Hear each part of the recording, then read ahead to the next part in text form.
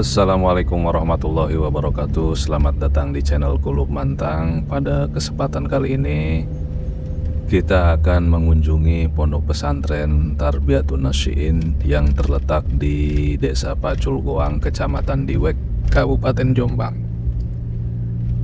Jombang adalah sebuah kabupaten yang terletak di bagian tengah Provinsi Jawa Timur, Indonesia. Ibu kotanya adalah Kecamatan Jombang. Kabupaten Jombang memiliki ketinggian 44 meter di atas permukaan laut dan berjarak 79 km dari barat daya Surabaya. Ibu kota Provinsi Jawa Timur, luas wilayah Kabupaten Jombang yakni 1.159,50 km persegi. Pada tahun 2021, penduduk Jombang mencapai 1.325.914 jiwa. Kabupaten Jombang memiliki posisi yang sangat strategis karena berada di persimpangan jalur lintas utara dan selatan Pulau Jawa. Jombang itu dikenal dengan sebutan kota santri karena banyaknya institusi pendidikan Islam atau pondok pesantren di wilayahnya. Bahkan ada yang mengatakan Jombang adalah pusat pondok pesantren di tanah Jawa karena hampir seluruh pendiri pesantren di Jawa pasti pernah berguru di Jombang. Di antara pondok pesantren yang terkenal di Jombang adalah Tebu Ireng, Tarbiyatun Nasyiin Pacul Goang, kemudian Den Anyar, kemudian Tambak Beras, dan pondok pesantren Darul Urum Rejoso. Pada kesempatan kali ini kita akan mengunjungi pondok pesantren Tarbiyatun Nasyiin yang terletak di Pacul Goang, Kecamatan Diwek, Kabupaten Jombang.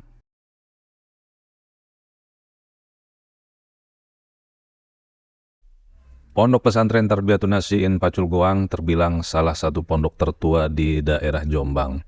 Pondok ini pertama lahir didirikan oleh Kiai Haji Alwi pada tahun 1885. Pondok ini lahir didasari oleh keinginan yang kuat untuk mempertahankan ajaran Islam dan rasa patriotisme yang tinggi dari pendirinya. Kenapa demikian? Masalahnya dahulu Kiai Alwi yang berasal dari Klaten, Jawa Tengah, pada masa mudanya sangat benci terhadap penjajahan Belanda yang begitu menyengsarakan kehidupan rakyat, yang pada akhirnya membuat hati Kiai Haji Alwi memberontak dan tidak puas, terlebih setelah munculnya undang-undang tanam paksa yang diterapkan oleh pemerintah Belanda yang bertujuan untuk mengeruk kekayaan bumi pertiwi Indonesia. Alkisahnya pada waktu itu penduduk daerah asal Klaten dipaksa oleh Belanda menanami sawahnya dengan tebu. Pelaksanaan penanaman tersebut diawasi oleh Sinder Belanda. Sinder Belanda itu sangat congkak dan kasar kepada penduduk. Itulah yang membuat darah muda Kiai Haji Alwi bergejolak dan merasa terhina. Pada waktu itu Kiai Haji Alwi bersama penduduk lainnya bekerja untuk membuat parit untuk ditanami tebu ya, dengan diam-diam tanpa sepengetahuan rekan sekerjanya, dan dengan keberaniannya parit itu digali untuk menanam tebu tersebut digunakan untuk menanam hidup-hidup Sinder Belanda yang sedang mengawasi para pekerja. Kemudian ulahnya tersebut untuk beberapa saat tidak diketahui oleh pemerintah Belanda, namun akhirnya tercium juga perbuatan Kiai Haji Alwi oleh Belanda. Merasa perbuatannya telah diketahui oleh Belanda, maka Kiai Haji Alwi segera melarikan diri pergi mengembara ke wilayah Sumatera. Namun setelah beberapa saat di sana, beliau merasa kurang aman karena banyak dijumpai orang-orang Belanda. Akhirnya beliau pun kembali ke Klaten. Dan atas saran serta restu dari orang tuanya, beliau Kiai Haji Alwi menyusul sanak keluarganya yang berada di Jawa Timur dan menetap di Desa Cukir.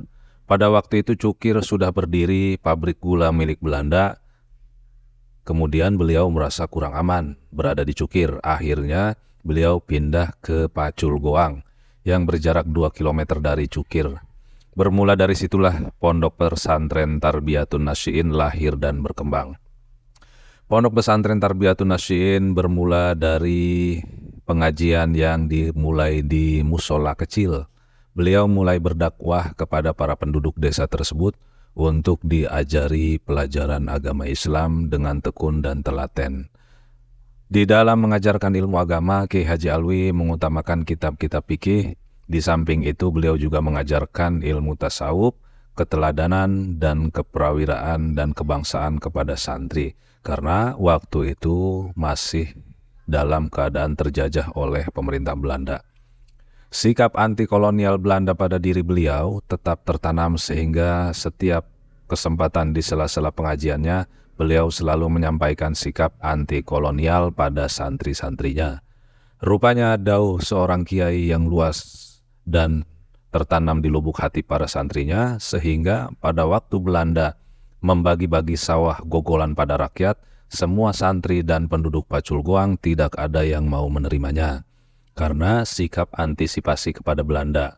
Hal ini berjalan hingga sekarang. Keadaan semacam itu dikarenakan sudah tertanamnya sikap antisipasi terhadap Belanda dan menganggap haram pemberian sawah dari Belanda yang merupakan sawah rampasan dari rakyat.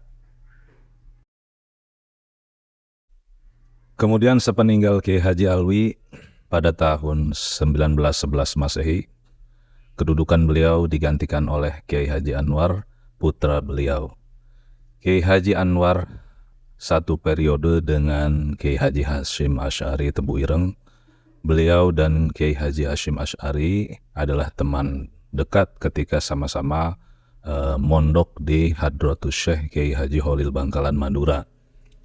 Teman beliau lainnya ketika mondok di Bangkalan yang kemudian menjadi ulama besar adalah Kiai Haji Abdul Karim, pendiri Pondok Pesantren Lirboyo. Kemudian Kiai Haji Ma'ruf Kedungloh Kediri. Selesai dari Bangkalan Madura, Kiai Haji Anwar melanjutkan pendidikannya di Tanah Suci Mekah dan lalu menjadi santri Kiai Haji Mahfuz asal Termas Pacitan.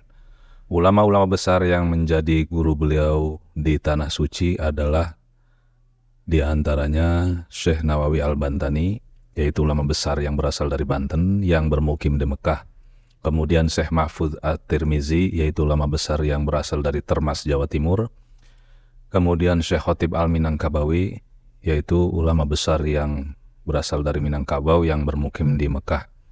Dari beberapa guru beliau, yang paling sering dikaji oleh Kiai Haji Anwar adalah Syekh Mahfuz At-Tirmizi, yang banyak sekali mengijazahkan kitabnya kepada Kiai Haji Anwar.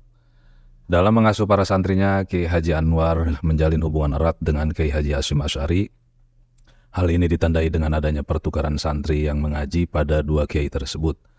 Adalah hal biasa bila santri Pacul Goang mengikuti pengajian di Tebu Ireng, terutama pada bulan Ramadan, di mana Kiai Haji Hasyim Asy'ari selalu membaca kitab hadis Sahih Bukhari dan Sahih Muslim. Demikian pula sebaliknya, banyak pula santri Tebu Ireng yang mengaji di Pacul Goang kepada Kiai Haji Anwar yang punya kebiasaan membaca kitab tafsir Jalalain dan Syarah Hikam pada bulan Ramadan. Di samping menjalani hubungan erat dengan Kiai Haji Hasyim Asy'ari sebagai tanda persahabatan dan menunjang pendidikan para santri beliau, Kiai Haji Anwar pun tetap berhubungan erat dengan Kiai Haji Abdul Karim Lirboyo. Sebagai bentuk dari persahabatan beliau berdua, Kiai Haji Anwar menerima Nyai Salamah, putri dari Kiai Haji Abdul Karim, untuk dijodohkan dengan putra beliau, Kiai Haji Mansur, yang pada akhirnya menjadi pengganti setelah sepeninggal beliau pada tahun 1930 Masehi. Setelah Hadratus Syekh Kiai Haji Anwar Alwi wafat, lalu muncullah Kiai Haji Mansur, putra ketiga Kiai Haji Anwar, yang melanjutkan perjuangan Kiai Haji Anwar Alwi. Pada masa kepemimpinan beliau inilah Pondok Pesantren Pacul Goang mempunyai nama resmi Tarbiyatun Nasyi'in. Nama tersebut merupakan ide dari Kiai Haji Mansur. Kiai Haji Mansur selain meneruskan sistem pengajaran yang telah digariskan oleh ayahandanya, beliau juga menyelenggarakan pendidikan dengan sistem sekolah. Beliau mendirikan madrasah salafiyah yang sama keberadaannya dengan madrasah tingkat ibtidaiyah. Kemudian sepeninggal Kiai Haji Mansur, perjuangan pendidikan di Pondok Pesantren Tarbiyatun Nasyi'in dilanjutkan oleh Kiai Haji Muhammad Aziz Mansur. Pertumbuhan Pondok Pesantren Tarbiyatun Nasyi'in Pacul Goang dengan seiring bertambahnya waktu mengalami kemajuan yang pesat setelah diasuh oleh Kiai Haji Muhammad Aziz Mansur. Akibat dari sebab itulah perkembangan kemajuan Pondok Pesantren semakin terlihat yang ditandai dengan munculnya lembaga-lembaga baru di bawah naungan Yayasan Tarbiyatun Nash'iin. Di antara lain, pada tanggal 17 Syawal 1406 Hijriah atau 1986 Masehi, madrasah resmi dibuka oleh kakak beliau, yaitu Kiai Haji Muhammad Anwar Mansur, selaku pengasuh Pondok Putri Hidayatul Mubtadi'at Lirboyo Kediri. Pada tahun yang sama berdirilah Pondok Pesantren Tarbiyatun Nash'iin. Kemudian sepeninggal Kiai Haji Abdul Aziz Mansur, perjuangan pendidikan di Pondok Pesantren Tarbiyatun Nash'iin dilanjutkan oleh putra-putri beliau. Yang pertama adalah Hajah Asromah Al-Alawiyah Aziz, yang kedua adalah Kiai Haji Muhammad Sobih Al-Muayyad Aziz, yaitu beliau pengasuh Pondok Pesantren Tarbiyatun Nash'iin pada saat ini. Yang ketiga adalah Hajah Humairah Al-Muyassarah Aziz. Demikian kutipan artikel yang bersumber dari kompasiana.com dengan judul Sejarah Pondok Pesantren Tarbiyatun Nash'iin Pacul Goang di Wek Jombang oleh kreator yang bernama Fadil Wardi. Wassalamualaikum warahmatullahi wabarakatuh.